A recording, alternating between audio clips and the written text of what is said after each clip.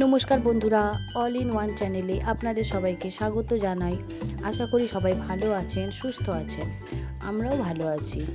আজকে আমি কাঁকড়ার একটা রেসিপি নিয়ে হাজির হয়েছি।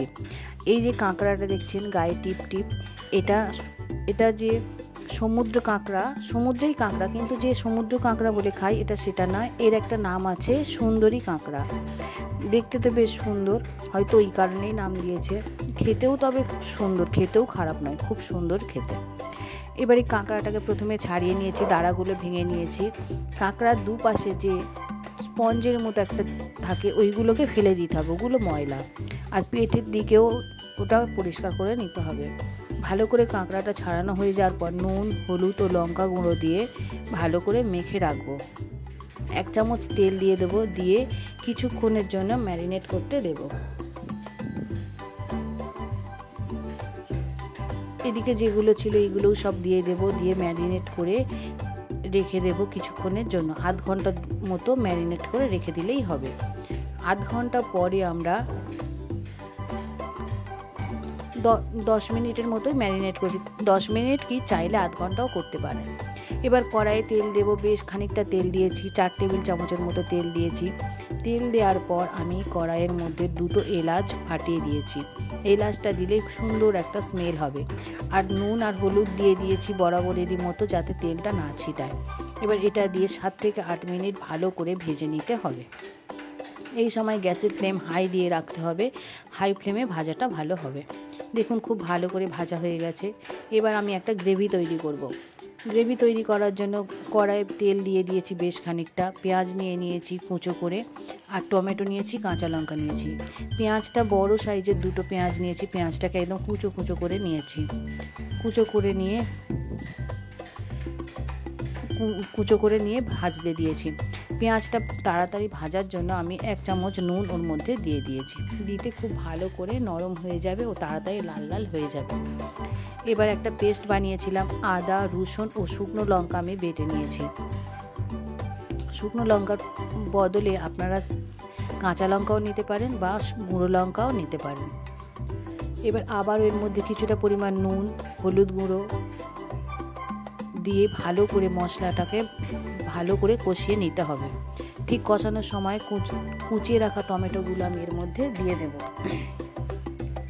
টমেটোটা দিয়ে ভালো করে নাড়াচাড়া করব। আর ঠিক এই সময় যত নাড়াচাড়া করব তত গ্রেভি একটা অল্প অল্প জল বের হবে টমেটো থেকে, তখন খুব সুন্দরভাবে মশলাটা কষানো হয়ে যাবে। দেখুন মশলাটা খুব ভালোভাবে কষানো হয়ে গেছে।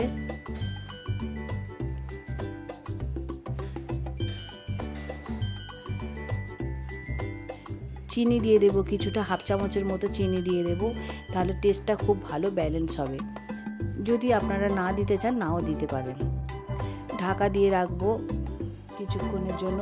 কিছুক্ষণ পর সামান্য গরম মশলা দিয়ে দেব। খুব সামান্য গরম মশলা দিয়ে ভালো করে এটাকে কষিয়ে নেব। যখন ভালো মতো কষানো হয়ে যাবে, তেল উপরে উঠে আসবে, ঠিক সেই সময় এর মধ্যে জল দিয়ে দিতে হবে। আমি 2 কাপ পরিমাণ জল এর মধ্যে অ্যাড করেছি। 2 কাপ পরিমাণ জল দিলেই হয়ে যাবে। দিয়ে ভালো করে নেড়ে চেড়ে মশলাটা মিশিয়ে নিতে হবে। যখন খুব ভালো করে ফুটে যাবে,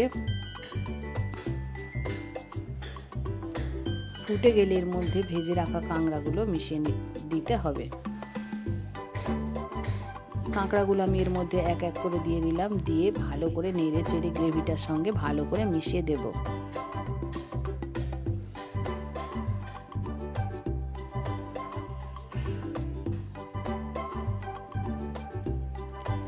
দেখুন খুব ভালোভাবে ফুটতে শুরু করেছে।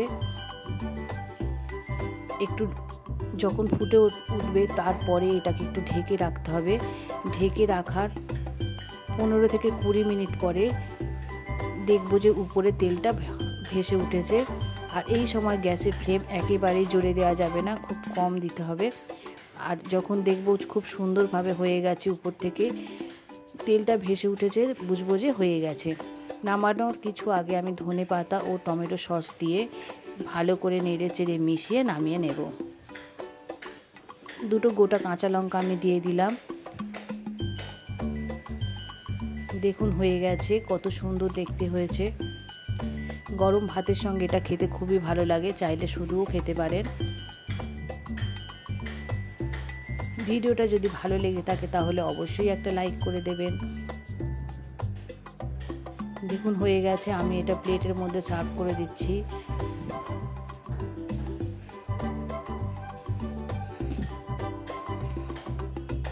আপনি যদি আমার পরিবারের এখনও সদস্য হয়ে না থাকেন তাহলে আপনাকে আমার পরিবারের সদস্য হওয়ার জন্য অনুরোধ জানাচ্ছি। আর অলরেডি যারা আমার পরিবারের সদস্য হয়েছেন তাদেরকে আমি অনেক অনেক অনেক ধন্যবাদ জানাচ্ছি। সবাই ভালো থাকবেন, সুস্থ থাকবেন। দেখা হবে পরের একটা ভিডিওতে। দেখুন সুন্দরভাবে হয়ে গেছে, রেডি।